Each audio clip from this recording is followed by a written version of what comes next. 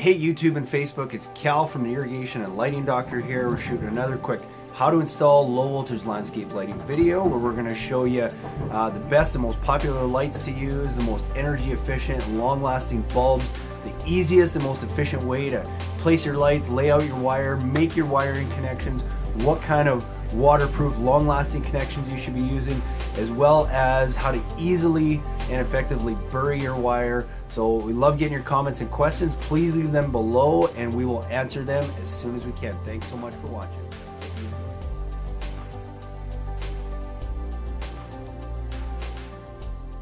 First step in installing landscape lighting is determining what kind of lights you're going to use. Up and accent lighting is the most popular, commonly used for highlighting trees and different structures around their property. Wash lighting is great for lighting the exterior of homes and featuring and casting shadows on beautiful stonework around the property. Path and garden lighting also very popular for lighting pathways and gardens and different features around the property. And finally, hardscape lighting is another popular light commonly used around barbecue areas, fences, decks, steps, and so on.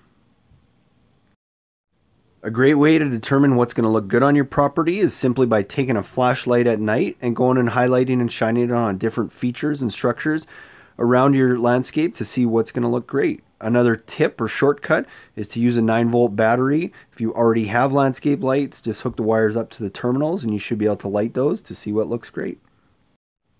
When choosing your lights, something we recommend is using really high quality incandescent and halogen fixtures and retrofitting them with energy efficient LED technology bulbs that will not only save you money on power, but will also last pretty much the life of your fixture so that you're not having to change bulbs on a yearly basis. Once you have your lights assembled, the next step is starting to place your lights. We recommend using a rubber mallet when you have a good ground stake and pounding that in to really get that light nice and stable so that it doesn't get knocked over or banged up down the road. Once you've got your light installed, the next step is going around and placing your wire at every fixture. Be sure to leave extra wire at every fixture just in case you need to make future changes. The next step is stripping your wire and getting it ready to wire.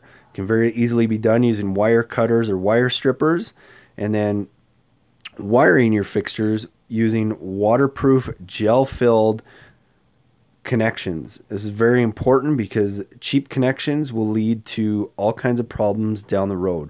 These are called BVS2 snap lock connectors, are very easy to use. They're gel-filled and hold the wires together nice and strong so that you're not having to repair wires on a year-to-year basis. Another good option is something called a DBRY connection. Also used if you have to tee off or splice into your wire. Definitely use these. It comes in two parts, a marette that holds the wires tight and then a gel-filled tube to keep them waterproof.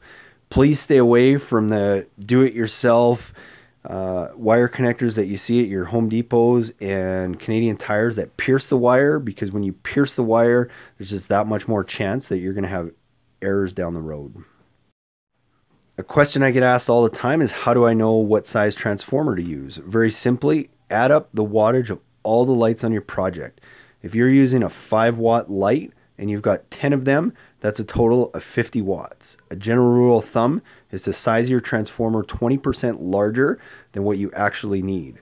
So if you need 50 watts total, sizing it 20% larger, you would want to use a 60-watt transformer or larger. This is an example of a Kitchener transformer that comes with a photocell to turn your lights on and off with dusk and dawn, as well as a simple and very easy to use timer.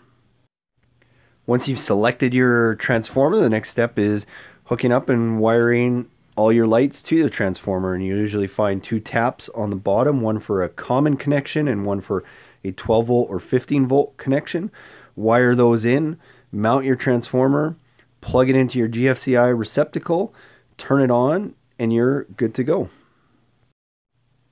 If you want to easily turn your transformer into a Wi-Fi transformer, we highly recommend using the Weon Outdoor Wi-Fi Timer.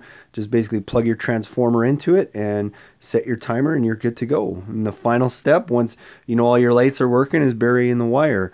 by making a small trench with a flat-ended shovel, pushing the wire down 6 to 8 inches, stomping everything down nice and clean, and you're done. Hey guys, hope you enjoyed that, and as always, leave your questions below. We love answering those both on Facebook and YouTube. And if you haven't checked out yet, go to lightingdoctor.ca where you can see all our do-it-yourself kits, where everything you just watched in the video is all included in a couple different packages, so that you don't have to do all the headache of trying to find what the best lights are, what's going to last the longest, how to size your transformer and all that. We've done all that for you, and we've taken a bunch of different manufacturers, taken the best products that they have and just bundled them together to create those easy to install kits for you that are just world class. So thanks so much for watching. Please follow us on YouTube and Facebook for more great tips, and we can't wait to